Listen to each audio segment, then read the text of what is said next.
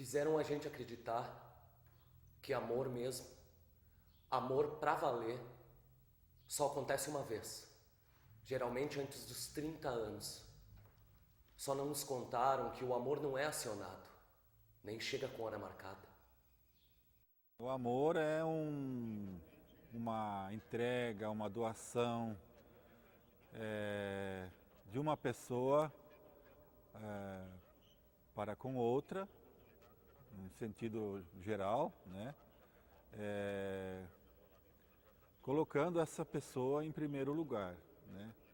O amor, ele está muito mais vinculado a uma questão de identificação entre as pessoas em função dos gostos que elas têm, das suas preferências, do modo de conduzir a sua vida e assim por diante, do que relacionado aquele amor à primeira vista, né? Que se acredita então muito nessa questão de que possa existir um amor à primeira vista e a partir de então as pessoas elas decidem ficar juntas para sempre.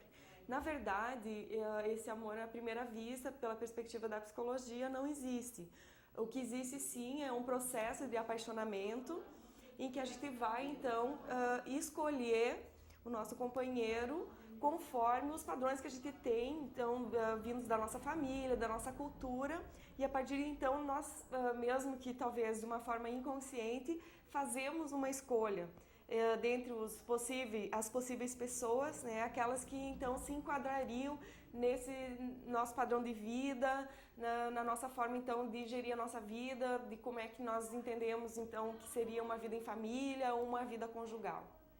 Ele pode ser visto de uma maneira religiosa, pode ser visto de uma maneira mais contemporânea, ele pode ser visto de uma maneira mais conservadora. Quer dizer, eu acho que existem inúmeras conceituações para o amor. Acho que é difícil você trabalhar com o amor é isto. Então, a visão conservadora é aquela que está sendo ensinada muitas vezes na escola, na igreja, nas igrejas, idealizada pelos meios de comunicação, de que é o encontro fatal de duas pessoas que vão ter uma vida belíssima sem problemas. Me parece que isso é uma visão um tanto quanto antiquada e quase impossível de ser colocada em prática, né?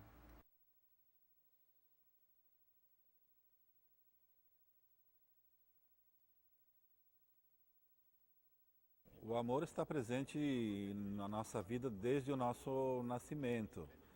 É claro que nós vamos crescendo na vivência do amor, né? Nós vamos amadurecendo através das experiências que nós vamos fazendo, através dos relacionamentos. Assim, a criança tem um amor jamais identificado com o pai, com a mãe, com aqueles que estão mais próximos. Já na fase da infância, da adolescência, esse amor vai se abrindo para outros jovens, para outros adolescentes. Na fase da juventude, já começa a se identificar com algum parceiro, alguma parceira, já começa a se identificar com alguma pessoa. E na fase mais madura do adulto, é então que acontece essa abertura maior e essa busca de ter alguém para si.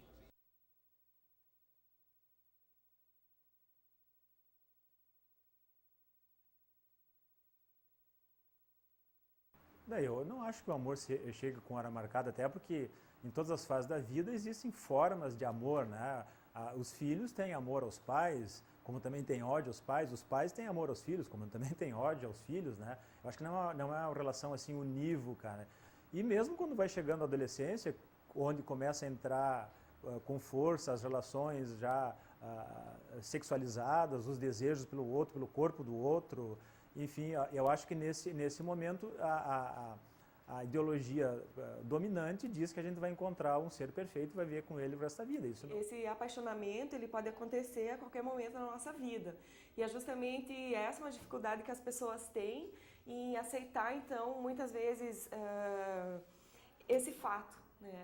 Muitas pessoas entendem então que esse amor ele tem que ser exclusivo a uma só pessoa, a um só objeto, né?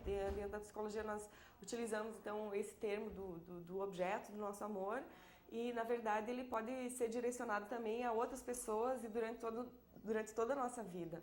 a qualquer momento eu posso encontrar uma pessoa que vai então se enquadrar ou se encaixar dentro daquilo que eu entendo que seria o ideal para uma pessoa que possa então querer compartilhar a sua vida comigo.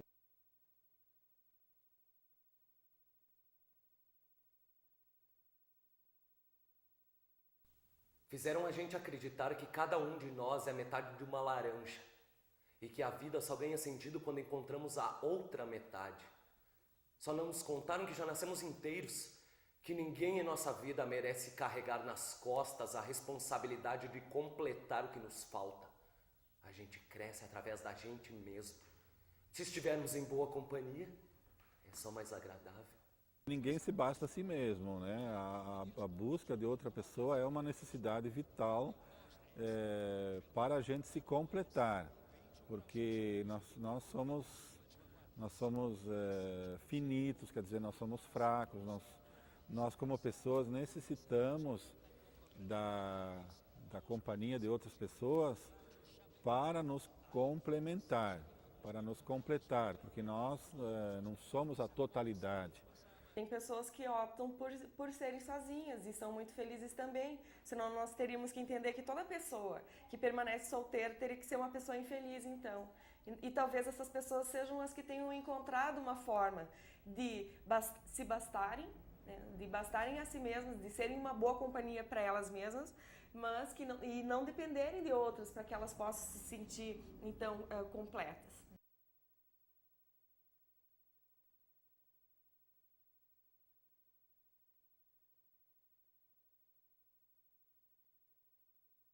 Esse negócio de encontrar cada metade me parece produzido até pelas religiões, pela revolução revolução liberal e burguesa, falam de a gente encontrar uma pessoa que vai nos completar. Eu acho isso inviável, né? Eu não acredito nisso. Eu acho que as relações são múltiplas e você pode, num conjunto de relações, se completar nos outros, né? Até porque, como seres sociais, nós só nos completamos com os outros. A gente não se completa sozinho, a gente se completa nas diversas relações. Fizeram a gente acreditar numa fórmula chamada 2 em 1. Duas pessoas pensando igual, agindo igual, e que era isso que funcionava. Não nos contaram que isso tem um nome: anulação. Que só sendo indivíduos com personalidade própria é que poderemos ter uma relação saudável. A igreja orienta que esse conhecimento profundo deve se dar na vivência do dia a dia dos casais ou dos jovens casais, mas que seja também aprofundado com a ajuda de outras pessoas. Nós, por exemplo, para o casamento, nós temos um chamado encontro de preparação para os noivos, em que durante 2 dias são colocadas muitas questões referentes à vida matrimonial, à vida da igreja, à vida a dois, à educação dos filhos, aos valores e contravalores do mundo de hoje. Então, o casal que assume o sacramento do matrimônio, ele já assume de uma forma mais consciente.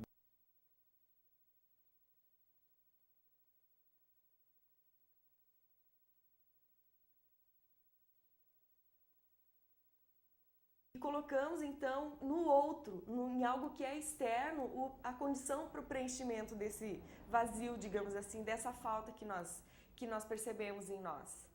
A pessoa, a outra é muito exigida, a partir do momento em que é dela que tem que partir, então, a complementação dessa falta que o outro sente, né? Que na verdade não é algo que está externo, é algo que é interno a ela. Mas a nossa cultura, ela coloca essa falta, essa ideia de que o outro é que vai complementar então a nossa vida.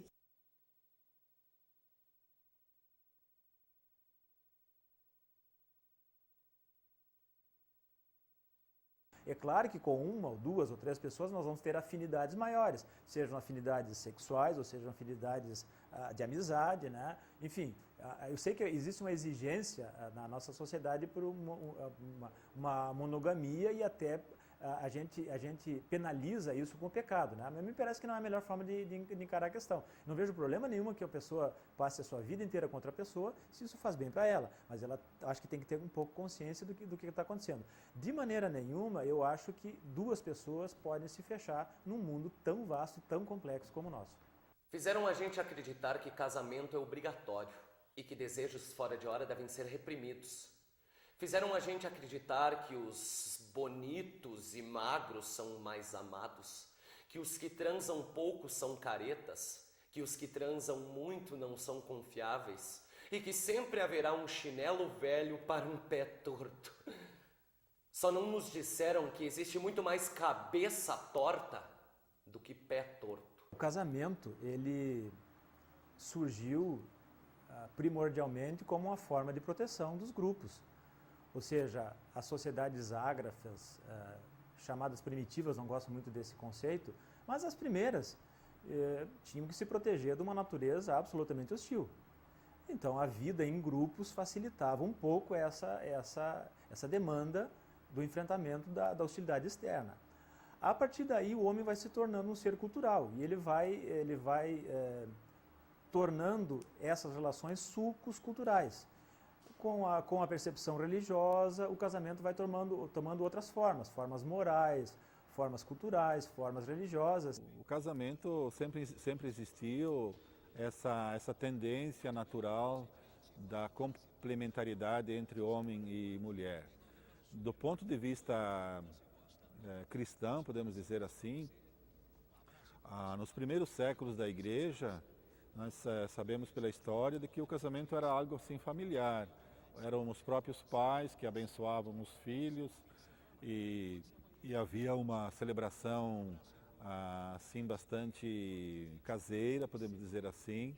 Era uma celebração familiar. A partir do determinado momento, a partir do século VII, é que a Igreja instituiu esse sacramento.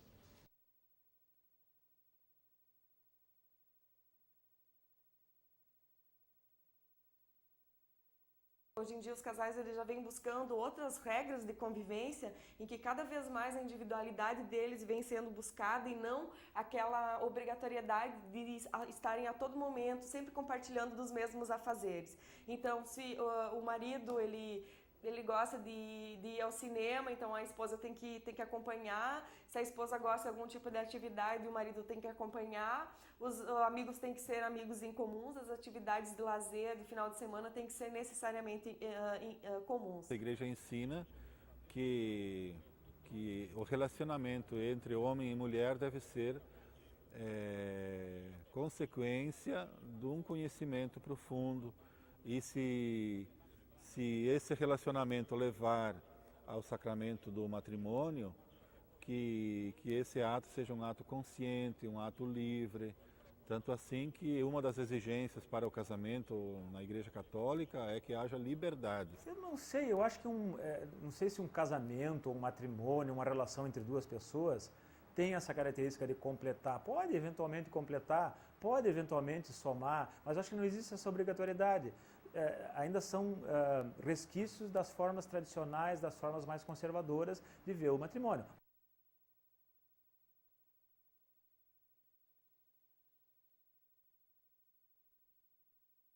Fizeram a gente acreditar que só há uma fórmula de ser feliz, a mesma para todos.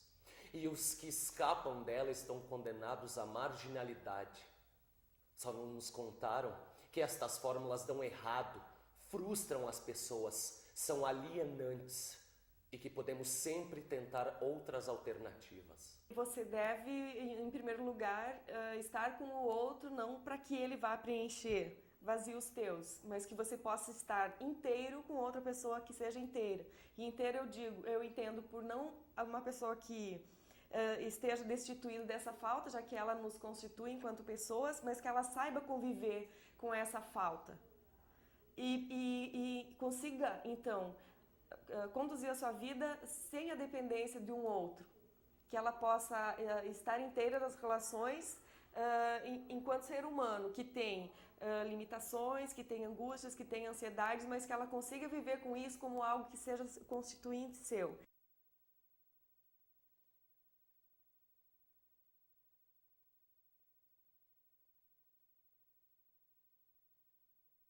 Também não nos contaram que ninguém vai contar isso pra gente.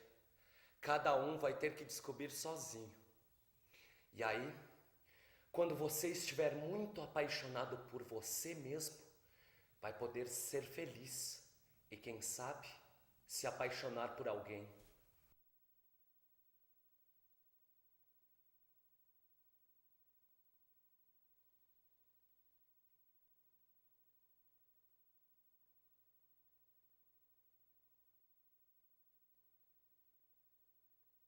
Esse sacramento então vai se realizando como um compromisso de unidade, de fidelidade.